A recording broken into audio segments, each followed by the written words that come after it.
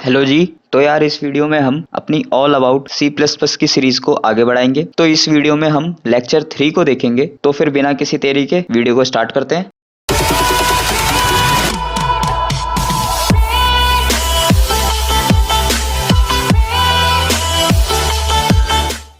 तो सबसे पहले हम आज का अपना लेक्चर प्लान देखेंगे कि आज हम क्या समझने वाले हैं।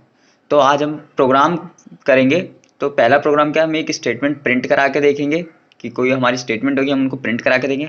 और दूसरा प्रोग्राम हम क्या करेंगे, किसका बनाएंगे, सम ऑफ टू वेरिएबल्स की, दो वेरिएबल का हमें सम करना है, उसका हम प्रोग्राम बना के देखेंगे। So let's code it. तो मैं अब अपने एडिटर स्क्रीन पे आ चुका हूँ, जहाँ पे मैंने फर्स्ट प्रोग्राम का कोड कर रखा है। तो आइए समझते हैं कि कैसे हम एक सी प्लस का प्रोग्राम बिल्ड कर सकते हैं। तो सबसे पहले, जैसे कि हमें पता है कि हर एक प्रोग्राम को करने के लिए पहले हमें हेडर फाइल इंक्लूड करनी पड़ती है। तो वैसे मैंने यहाँ पे पहले इंक्लूड कर रखी है has include IO stream. And हमें पता है हेडर फाइल हमें क्यों इंक्लूड करनी पड़ती है और इस हेडर फाइल का क्या मतलब है, क्योंकि इससे पहली वाली वीडियो में, मतलब लेक्चर 2 में, हमने ये हेडर फाइल सबके बारे में और मेन फंक्शन सबके बारे में हम समझ चुके हैं, पढ़ चुके हैं। अगर आपने वो वीडियो नहीं देखी है तो ऊपर आई बटन आ रहा होगा, उस पर जाके आप वीडियो को देख सकते हैं। तो फिर आगे बढ़ते हैं। तो जैसे कि मैंने यहाँ पे हेडर फाइल इंक्लूड कर दी, और इस हेडर फाइल का क्या मतलब होता है कि हम इस हेडर फाइल से इनपुट एंड आउटपुट अपना ले सकते हैं। ठीक, ये कमेंट वाली चीज़ को हम बाद में समझते हैं। फिर अब हम अपने आते हैं अपने मेन फंक्शन पे। एंड जैसे कि मैंने कहा था कि हम अपने इस सीरीज में इंट मेन को लेके चलेंगे, ठीक है, ना कि वॉइड मेन को। तो इसलिए मैंने यहाँ पे इंट मेन कर रखा है। एंड हमें पता है इंट मेन क्या करता है, कोई ना कोई वैल्यू रिटर्न करता है। तो इसलिए मैंने यहाँ पे एट लास्ट रिटर्न 0 लगा रखा है, ताकि वो कोई भी अगर वैल्यू रिटर्न करे तो वो 0 के साथ हो जाए, ताकि हमारे कोड पे कोई फर्क ना पड़े। एंड मैंने क्या करा फिर, जो करली ब्रेसेस है open and at last close. तो एक ही, जब हम structure of C plus plus समझ रहे थे तो उसमें हमने यही सब समझा था कि हमें करली ब्रेसेस ओपन क्लोज करना होता है, मेन फंक्शन लिखना होता है, एंड अपनी हेडर फाइल इंक्लूड करनी होती है। तो हमने structure of C plus type का पूरा वो कोड कर चुके हैं। बट वहाँ पे हमने समझा था कि एक बॉडी भी होती है मेन फंक्शन के अंदर, तो वो हमें कोड करना होता है। तो आज हम वही बॉडी को समझ रहे हैं। तो जैसे कि हमने अपने लेक्चर प्लान में समझा कि आज हम स्टेटमेंट प्रिंट करेंगे सब अपने पहले प्रोग्राम में। तो मैंने यहीं पे स्टेटमेंट में प्रिंट करा रहा हूँ। क्या स्टेटमेंट प्रिंट करा रहा हूँ, first program of C plus plus series. तो कैसे प्रिंट होगा, आइए इसको समझते हैं। तो स्टेटमेंट प्रिंट कराने के लिए हम पे एक वो इनबिल्ट फंक्शन है सी आउट। और ये सी आउट किस में होता है, ये आईओ स्ट्रीम की हेडर फाइल में ही होता है। मतलब आई से हो गया हमारा इनपुट की, मतलब इनपुट लेना, ओ से हो गया हमारा ये आउटपुट, और ये आउटपुट किससे जुड़ा हुआ है, सी आउट से। ठीक है, मतलब अगर आपको सी आउट यूज करना है तो आपको आईओ स्ट्रीम की हेडर फाइल इंक्लूड करनी पड़ेगी। तो सी आउट से पहले आपको ये लिखना पड़ेगा std डबल कोलोन सी आउट, क्योंकि अभी जो हम सी प्लस जिसको यूज कर रहे हैं वो सी प्लस प्लस 11 से ओल्ड वर्जन है, ठीक है ना। तो इसलिए आपको std डबल कोलोन सी आउट लिखना पड़ेगा। एंड फिर आपको डबल एंगुलर ब्रेसिस लगाना पड़ेगा। अगर आपको ग्रेटर साइड का, सॉरी लेस देन का एंगुलर ब्रेसिस आपको लगाना पड़ेगा, डबल लेस देन का एंगुलर ब्रेसिस। एंड फिर आपको अपने जो स्टेटमेंट आपको प्रिंट करनी है, आपको फिर वो स्टेटमेंट आप प्रिंट कर सकते हैं, और फिर आप अपनी स्टेटमेंट प्रिंट करा सकते हैं। एंड जैसे कि पता है कि जब हम कोई भी अपनी लाइन को एंड कर देते हैं तो हमें प्रोग्रामिंग लैंग्वेज में क्या कर लगाना पड़ता है, सेमीकोलन लगाना पड़ता है, ताकि कंपाइलर को पता चल जाए कि लाइन एंड हो चुकी है। तो इसलिए मैंने यहाँ पे क्या करा, सेमीकोलन लगा दिया। तो एक ये हमारी पूरी स्टेटमेंट तैयार हो चुकी है कि क्या इस स्टेटमेंट को प्रिंट करने के लिए first program of C plus plus series, ये जो हमारा जो है ये स्ट्रिंग, ये हमारी प्रिंट हो जाएगी इन आउटपुट स्क्रीन। तो आइए इसका आउटपुट देखते हैं कि आउटपुट क्या आता है। और अब आप ये देखिए कि मेरी आउटपुट स्क्रीन आ गई है एंड उसमें प्रिंट हो रहा है, एक मिनट, प्रिंट हो रहा है, ये देखिए, first program of C plus plus series. And जैसे कि हमने वहाँ पे अपनी सी आउट में भी यही स्टेटमेंट को लिख रखा था, तो एंड वही ही प्रिंट हो रहा है first program of C plus plus series. तो इसका मतलब क्या हो कि अगर हमें कोई भी स्टेटमेंट अगर प्रिंट करानी है तो हमें ये वर्क इतना वर्क करना पड़ेगा कि std:: cout एंड फिर डबल लेस देन एंड फिर आपको जो भी इन द स्ट्रिंग आपको जो भी प्रिंट कराना है आप प्रिंट करा सकते हैं एंड यूज सेमीकोलन। तो क्या हर बार cout या सीन के लिए अगर इनपुट आउटपुट के क्या हमें हर बार ये std:: लगाना जरूरी है, या बिना std:: के भी हम अपने स्टेटमेंट को प्रिंट करा सकते हैं या इनपुट ले सकते हैं? तो उसके लिए हमारे पास आ जाता है एक ये यूजिंग नेम स्पेस std। इसको यूज करके हम अपना ये std और डबल कोलन हटा सकते हैं। तो फिर हम डायरेक्टली cout को यूज कर सकते हैं एंड डायरेक्टली cin को भी यूज कर सकते हैं, उनको हम आगे समझेंगे। अभी हम cout पे ही फोकस करते हैं। तो यूजिंग नेम स्पेस से हम डायरेक्टली cout को यूज कर सकते हैं, इसलिए मैंने इसको कमेंट कर रखा था। अभी आप देखें कि मैंने अभी यूजिंग नेम स्पेस को अनकमेंट नहीं करा है एंड मैं इसको यहाँ से रिमूव कर देता हूँ, ठीक है। एंड फिर अब मैं अपने कोड को कंपाइल करता हूँ तो देखना आप कि मेरे कोड में आएगी एरर, एंड मैंने यहाँ पे कंपाइल के लिए डाल दिया। और अब आप ये देख सकते हैं कि मेरा कंपाइलेशन रिजल्ट आ चुका है एंड उसमें मेरे को दे रहा है एरर कि क्या cout was not declared in this scope, कि cout डिक्लेयर नहीं है इस स्कोप में। बट अभी तो cout ने ये हमारी स्टेटमेंट को प्रिंट करा है और बट अचानक से अभी cout डिक्लेयर भी नहीं है।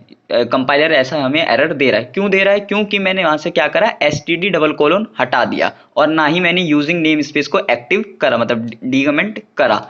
तो अब इसको हम अनकमेंट करते हैं यूजिंग नेम स्पेस को एंड फिर दोबारा अपने कोड को करते हैं कंपाइल कि अब क्या एरर आती है या मेरा कोड कंपाइल हो जाता है। तो अब आप ये देख सकते हैं कि मेरी आउटपुट स्क्रीन आ गई है एंड उसमें साफ साफ प्रिंट हो रहा है कि first program of C++ series. और आप ये देखिए अब कोई भी एरर नहीं आ रही, क्योंकि अब मैंने यहाँ पे std:: नहीं भी लिखा है तो भी एरर नहीं आ रही। क्यों? क्योंकि हमने अब क्या कर रहे हैं, हम यूजिंग नेम स्पेस std को यूज कर रहे हैं। तो यूजिंग नेम स्पेस std को यूज हम तभी करते हैं कि अगर हमें std:: लगाना नहीं होता अपने प्रोग्राम में, डायरेक्टली हम cout सीन को यूज करना चाहते हैं, मतलब इनपुट आउटपुट के मेथड को अगर हम डायरेक्टली यूज करना चाहते हैं तो हम अपने कोड में यूजिंग नेम स्पेस std को इंक्लूड करें, ठीक है। तो ये हमारे C++11 में आई थी ये यूजिंग नेम स्पेस std। तो ओके, आई होप आपको समझ में आया होगा कि कैसे हम कोई भी स्टेटमेंट को प्रिंट कराते हैं इन C++, कि हमें क्या क्या चीज़ों को फॉलो करना होता है। तो हम आगे मूव करते हैं अपने सेकंड प्रोग्राम पे। तो मैंने यहाँ पर अपना सेकंड प्रोग्राम का भी कोड कर रखा है, तो आइए समझते हैं अपने सेकंड प्रोग्राम को भी। जो हमारा सेकंड प्रोग्राम क्या है कि दो वेरिएबल का सम करना। तो जैसे कि हमें पता है अगर हमें कोई भी वेरिएबल डिक्लेयर करना होता है तो उससे पहले हमें अपने डेटा टाइप को बताना होता है कि हम किस डेटा टाइप के लिए, मतलब किस डेटा टाइप को यूज़ कर रहे हैं अपने वेरिएबल के लिए। एंड हमने क्योंकि हमने अपनी पहली वाली सीरीज में लेक्चर 1 सब में ये पढ़ चुके हैं डेटा टाइप सबके बारे में। तो आप प्लीज़ वो वीडियो देख के आएँ, नहीं आया तो आई बटन आ जाएगा एंड उससे आप अपनी वो वाली वीडियो देख सकते हैं। तो आइए आगे बढ़ते हैं। तो मैंने यहाँ पे इंटीजर डेटा टाइप को इंक्लूड कर रहा हूँ, ओके, कि इंट वेरिएबल होंगे मेरे। और मैंने यहाँ पे 3 वेरिएबल बना रखे हैं, एक a बना रखा है, b बना रखा है एंड एक सम बना रखा है, जिसको मैंने 0 से इनिशियलाइज कर दिया। तो 0 से इनिशियलाइज करने का क्या मतलब था मेरा, यहाँ पे मैंने इसलिए कर दिया कि ताकि जब इसमें रिजल्ट स्टोर होगा मेरा, मतलब a और b का जो सम है वो स्टोर होगा मेरे सम वेरिएबल में, तो इसमें कोई गार्बेज वैल्यू ना रहे। मतलब गार्बेज वैल्यू क्या होती है? गार्बेज वैल्यू वो वैल्यू होती है कि जब भी हम कोई वेरिएबल को डिक्लेयर करते हैं तो ऑटोमेटिक उसमें कोई ना कोई वैल्यू पड़ी हुई होती है। तो अगर वो हमारे काम की नहीं है तो हमारे लिए वो गार्बेज वैल्यू हुई, तो इस गार्बेज वैल्यू वही होती है। तो इसलिए मैंने इसको क्या कर दिया, 0 से इनिशियलाइज कर दिया, ताकि अगर कोई गार्बेज वैल्यू होगी तो हट जाएगी और उसके बदले क्या वैल्यू आ जाएगी, इस सम में 0 आ जाएगी, ठीक है ना। फिर 0 में अगर हम कोई वैल्यू ऐड करेंगे तो वही वैल्यू रहेगी। तो इसलिए मैंने इसको क्या कर दिया, 0 से इनिशियलाइज कर दिया और फिर सेमीकोलन का यूज कर दिया। तो हमने क्या करा कि अपना 3 वेरिएबल को डिक्लेयर कर दिया, वो भी किस टाइप के, इंट डेटा टाइप के वेरिएबल को डिक्लेयर कर दिया, ओके। फिर मैंने क्या करा, अपनी सेकंड लाइन में मैंने यहाँ पे एक स्टेटमेंट को प्रिंट कराया कि एंटर 2 नंबर्स, मतलब आउटपुट स्क्रीन पे सबसे पहले क्या प्रिंट होगा कि एंटर 2 नंबर्स, ताकि यूजर जो हो वो 2 नंबर डाल सके। अभी हमने प्रीवियस कोड में हमने समझा है कि cout को कैसे हम यूज करते हैं, और cout क्या होता है कि अगर कोई भी हमें प्रिंट कराना है, कोई भी आउटपुट स्क्रीन पे कोई भी लेटर या मतलब कोई स्ट्रिंग अगर हमें कोई प्रिंट करानी है, कोई मैसेज अगर हमें कोई प्रिंट कराना है तो हम cout का यूज करते हैं। तो ये है इसका syntax, cout double greater than and फिर आपको जो स्ट्रिंग प्रिंट करानी है वो स्ट्रिंग और सेमीकोलन, तो आपका वो क्या होगा, वो स्ट्रिंग प्रिंट हो जाएगी, ठीक है। अब आते हैं इनपुट पे कि अगर हमें कोई इनपुट लेना हो तो हम कैसे लेंगे यूजर से। तो आपको यूज करना होगा सी इन, ठीक है ना, सी इन डबल लेस देन, ठीक है। और आपके जितने वेरिएबल होंगे उन वेरिएबलों का आपको नाम लिखना होगा। तो मैं यहाँ दो वेरिएबल का इनपुट लूंगा, मतलब जैसे कि हमने पढ़ा है कि दो वेरिएबल का सम करेंगे, तो ए बी में मैं इनपुट लेना चाहूंगा, ठीक है ना। तो सी इन डबल लेस देन ए और डबल लेस देन बी, ठीक है ना। तो क्या होगा, ए और बी में क्या हो जाएगा, इनपुट आ जाएगा, जो यूजर इनपुट देगा वो इनपुट आ जाएगा, और ए बी में क्या हो जाएगा, स्टोर हो जाएगा, ठीक है। अगर आपको नहीं पता हो वेरिएबल्स क्या हैं, ये कैसे इसमें स्टोर सब होते हैं, तो हमने प्रीवियस वीडियो में ये सब वेरिएबल सब के बारे में पढ़ चुके हैं, ठीक है। तो फिर अब आते हैं लॉजिक पे कि अगर हमें दो वेरिएबल का सम करना है तो हम कैसे करेंगे। तो दो वेरिएबल का सम करने के लिए जिस दो वेरिएबल में आपने इनपुट ले रखा है उसके बीच में आपको ऑपरेटर को लगाना पड़ेगा, ठीक है ना। ये ऐड, क्या हमें ऐड करना है सिंपली, तो मैंने क्या कर दिया, ए प्लस बी। तो ये क्या हो गया, ए में जो वैल्यू होगी और जो बी में जो वैल्यू होगी वो दोनों ऐड हो जाएगी, ठीक है ना। और वो क्या होगी, मेरे सम में स्टोर हो जाएगी, ठीक है। सम वेरिएबल में क्या होगी, वो स्टोर हो जाएगी, ठीक है। यहाँ पे सम, और ये क्या होता है हमारा, ये असाइनमेंट ऑपरेटर हम इसको कहते हैं। हम आगे वाली सीरीज में ऑपरेटर के बारे में समझेंगे कि कितने टाइप के ऑपरेटर होते हैं। अभी मैंने बस अपने एक कोड के लिए कि हम सिंपली अगर इनपुट आउटपुट का कोड बनाना चाहेंगे, जैसे करना चाहें, तो हम उसके लिए मैंने इसको कोड कर रखा है। हम आगे आने वाली सीरीज में हम इसको असाइनमेंट ऑपरेटर को अच्छे से समझेंगे। तो ऐड ऑपरेटर के लिए तो कोई वो नहीं है कि हम समझ में आ रहा है ए प्लस बी, बट यहाँ पर हम क्या कर रहे हैं, ये हमारा असाइनमेंट ऑपरेटर कहलाता है। ये इक्वल टू ऑपरेटर नहीं होता, ये असाइनमेंट ऑपरेटर। असाइनमेंट ऑपरेटर क्या करता है कि अगर किसी वैल्यू में असाइन कराना, मतलब वैल्यू किसी में डालनी है, तो क्या होगा, जो जो लेफ्ट में जो वेरिएबल होगा उसमें वैल्यू चली जाएगी, एंड जो राइट में जो होगी उससे वैल्यू उठाई जाएगी। मतलब ए प्लस बी में जो वैल्यू होगी वो वैल्यू किस में चली जाएगी, सम में चली जाएगी। राइट से वैल्यू चली जाती है लेफ्ट में यूजिंग असाइनमेंट ऑपरेटर, ठीक है। एंड फिर मैंने क्या करा, फिर मैंने सी आउट को यूज करा, ठीक है। सी आउट में मैं क्या प्रिंट कर रहा हूँ कि एक मैसेज प्रिंट करा रहा हूँ ताकि यूजर को पता चल जाए कि क्या रिजल्ट आया, कि result of A and B is, ठीक है। एंड फिर दोबारा डबल ग्रेटर देन, एंड वो वेरिएबल को प्रिंट करा रहा हूँ। वेरिएबल को मैं यहाँ पे क्यों प्रिंट करा रहा हूँ, वेरिएबल को मैं इसलिए प्रिंट करा रहा हूँ क्योंकि उस वेरिएबल में रिजल्ट पड़ा हुआ है मेरा, ए प्लस बी का सम किस में पड़ा हुआ है, सम में पड़ा हुआ है, इसलिए मैं यहाँ पे सम को प्रिंट करा रहा हूँ। आप डायरेक्ट किसी वेरिएबल को भी प्रिंट करा सकते हैं, ठीक है। एंड फिर मैं दोबारा डबल ग्रेटर देन का यूज कर रहा हूँ क्योंकि मेरे को एक और चीज यूज करनी है। क्या कर रहा हूँ मैं, ये एंडल यूज कर रहा हूँ। ये एंडल क्या होता है, मतलब एंड लाइन। एंड लाइन का क्या मतलब, अगर जैसे कोई भी मैसेज अगर आपको काफी सारी लाइनों में आने का लग रहा है कि काफी सारी लाइनों में आ सकता है, तो हर एक मैसेज के बाद वो अपने आप ऑटोमेटिक आपका जो मैसेज है वो नेक्स्ट लाइन में चले जाएगा। अगर आपने सी लैंग्वेज सब पढ़ी होगी तो आपने बैकस्लैश एन के बारे में समझा होगा, तो यही है ये backslash n. C plus plus में ये एंडल हो जाती है, एंड लाइन, ठीक है ना, E N D L. And फिर एट लास्ट आपको सेमीकोलन, क्योंकि मेरी यहाँ पे लाइन एंड हो चुकी है, और फिर पूरे प्रोग्राम के एंड में रिटर्न 0, और जो हमारे कर्ली ब्रेसेस है उसको मैंने क्लोज कर दिया। तो आइए अब इसका आउटपुट देखते हैं कि आउटपुट क्या आता है।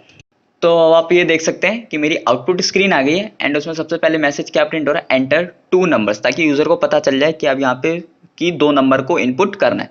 तो मैं यहाँ लिख रहा हूँ 2 एंड 2, और अब आप ये देखिए एट लास्ट मेरा फाइनल आउटपुट आ गया कि result of A and B is 4। मतलब 2 और 2 को उसने प्लस करा और क्या प्रिंट करा दिया, 4 प्रिंट करा दिया, जो कि सही आउटपुट है, ठीक है। तो आई होप आपको समझ में आया होगा कि कैसे हम वेरिएबल को डिक्लेयर करते हैं, ठीक है। एंड फिर कैसे इनपुट एंड आउटपुट सम कराते हैं, सी आउट सीन को हम कैसे यूज करते हैं, और अगर हमें किसी दो वेरिएबल का सम करना है तो हम कैसे सम कराते हैं उसको भी हमने समझा आज, ठीक है। एंड कैसे फिर वैल्यू स्टोर कराते हैं किसी तीसरे वेरिएबल में, उसको हमने समझा, और फिर फाइनली हम उसको प्रिंट करा दिया, ओके। तो आइए जरा एक बार हम रिकैप कर लेते हैं आज का लेक्चर प्लान कि आज हमने क्या क्या सीखा।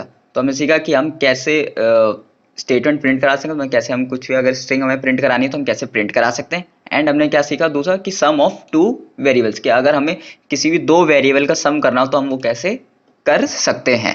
तो आई होप आपको वीडियो अच्छी लगी हो। अगर अच्छी लगी हो तो वीडियो को लाइक करें, चैनल को सब्सक्राइब करें। इस वीडियो में सिर्फ इतना ही, मिलते हैं फिर अगली वीडियो में, तब तक के लिए